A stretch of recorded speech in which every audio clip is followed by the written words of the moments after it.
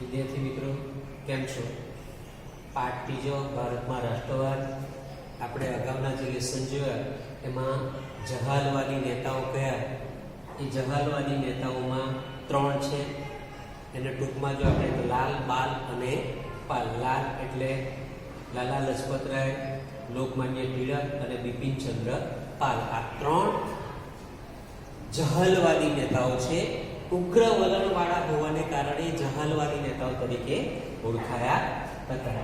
એમાં લોકમાન્ય ટિળક વિશેને આપણે વાત કરી કે ભાઈ લોકમાન્ય ટિળક મહારાષ્ટ્રની અંદર જન્મ થયેલો, સ્વરાજ મારો જન્મસિદ્ધ હક છે અને હું એ પ્રાપ્ત કરીને મેળવીને જંપીશ એવું સૂત્ર એમણે આપ્યું હતું.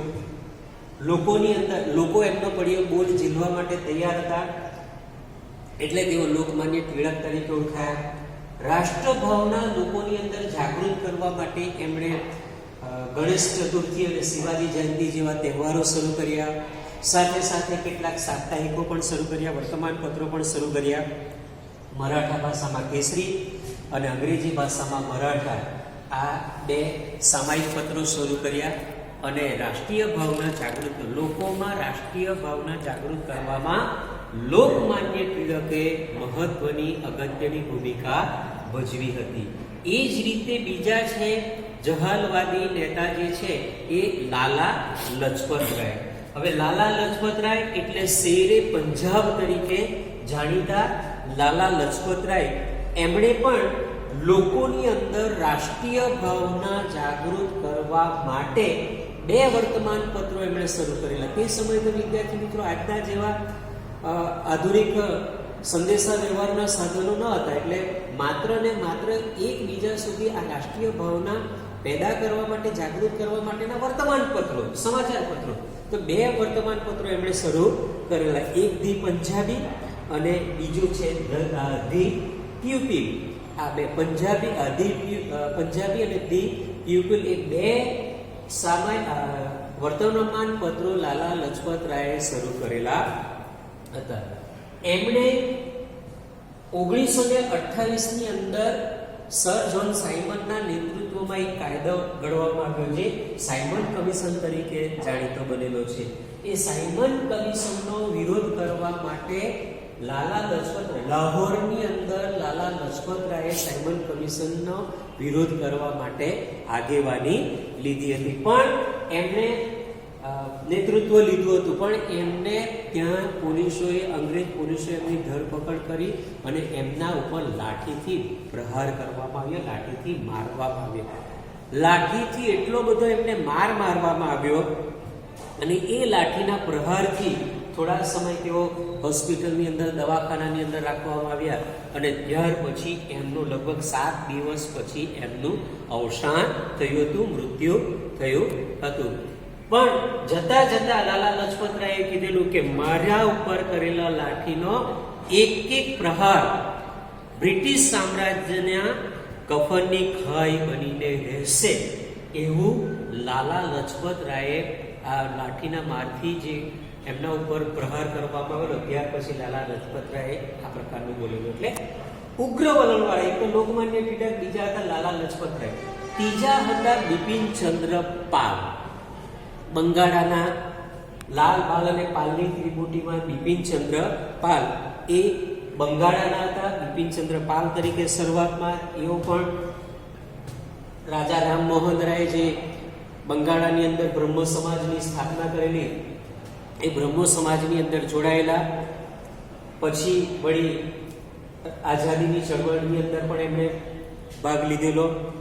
એમણે પણ ન્યૂ ઇન્ડિયા સાપ્તાહિક અને વંદે માતરમ નામનું વર્તમાન પત્રની શરૂઆત એમણે કરેલી બિપિનચંદ્ર પાલે. એટલે આ બધા જે દેશ નેતાઓ હતા એ લોકોની અંદર રાષ્ટ્રીય ભાવના જાગૃત કરવા માટે એમણે પ્રયાસો કર્યા હતા. આ જ બિપિનચંદ્ર પાલ ઉપર અંગ્રેજોએ યુવાનોને ઉશ્કેરવા માટેનો આરોપ એમના ઉપર લગાવ્યો હતો અને એના દ્વારા એમને જેલની અંદર પણ થોડાક સમય જવા માંગ્યો. ટૂંકમાં લોકમાન્ય ટિળક, લાલા લજપતરાય અને બિપિનચંદ્ર પાલ એ સ્વરાજ્ય મેળવવા માટેના હિમાયતી આ જહાલવાદી નેતાઓ હતા. હવે એ જ સમયગાળાની અંદર મુસ્લિમ લીગની સ્થાપના કરવામાં આવી. વિદ્યાર્થી મિત્રો, આપણે પહેલા જ જોઈ ગયા આ પાઠની અંદર કે અંગ્રેજોની એક જે નીતિ હતી કે ભાઈ ભાગલા પાડો અને રાજ કરો, ભાગલા પાડો અને રાજ કરો, એવી એમની નીતિ હતી. એનું કારણ એ હતું કે ભાઈ ધીમે ધીમે આપણા ભારત દેશની અંદર રાષ્ટ્રવાદની ભાવના ઉગ્ર બનતી જતી હતી, સ્વરાજની ભાવના લોકોની અંદર ઉગ્ર બનતી જતી હતી. એને તોડવાના પ્રયાસ રૂપે અથવા તો રાષ્ટ્ર ભાવનાને રોકવા માટે, લોકોની અંદર જે રાષ્ટ્ર ભાવના હતી એને રોકવા માટે આ પ્રકારનો પ્રયત્ન હતો. અને એ રાષ્ટ્રીય ભાવના, રાષ્ટ્રીય ચેતનાને જાગૃત કરવામાં કંઈક અંશે અંગ્રેજોને સફળતા પણ મળી હતી. કેટલાક જે પેલા મુસ્લિમ લીગના જે નેતાઓ હતા, ઇસ્લામ ધર્મ પાળનારા મુસલમાનો જે હતા, એ મુસલમાનોને આ ઠસાવા કે ભાઈ ભારતની અંદર તમે રહેશો તો તમારું એમાં હિત જળવાશે નહીં, એવું એક એવું જૂથ હતું. એ જૂથને સમજાવવામાં અંગ્રેજો સફળ થયા અને એના ફલ સ્વરૂપ, એના પરિણામ સ્વરૂપ 1906 ની અંદર ઢાકાની અંદર, બાંગ્લાદેશની જે પાટનગર, બાંગ્લાદેશની રાજધાની એ ઢાકાની અંદર જે મુસ્લિમ લીગનું અધિવેશન મળ્યું, એની અંદર એવું નક્કી કરવામાં આવ્યું કે ભાઈ મુસ્લિમ લીગની સ્થાપના 1906 ની અંદર કરવામાં આવી. હવે આના વડા કોણ હતા?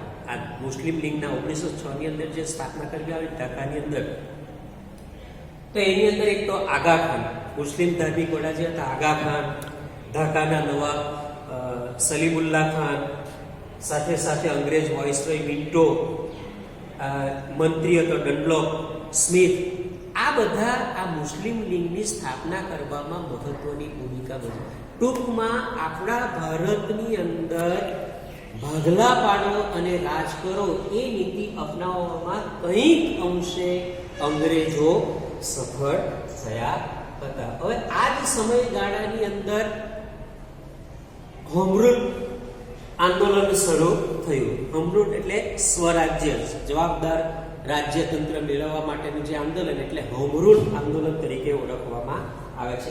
એપ્રિલ 1916 ની અંદર લોકમાન્ય ટિળકે, આપણે બાળ ગંગાધર ટિળકે પુનાની અંદર, ભારતનું એક જે શહેર છે પુના, એની અંદર ઇન્ડિયન હોમ રૂલ લીગની સ્થાપના કરી. ટિળકે આગળ પણ આપણે કહ્યું તેમ કે ભાઈ સ્વરાજ મારો જન્મસિદ્ધ હક છે અને હું મેળવીને જ જંપીશ. પેલા 2 વર્તમાનપત્રો પણ શરૂ કર્યા. સાથે સાથે લોકોની અંદર સ્વરાજ મેળવવા માટેની ભાવના જાગૃત કરવામાં પણ એમણે મહત્વની ભૂમિકા ભજવી. લોકો એમનો પડિયા ગોલ્ડ ઝીલવા માટે તૈયાર હતા, એટલે લોકમાન્ય ટિળક તરીકે ઓળખાયા.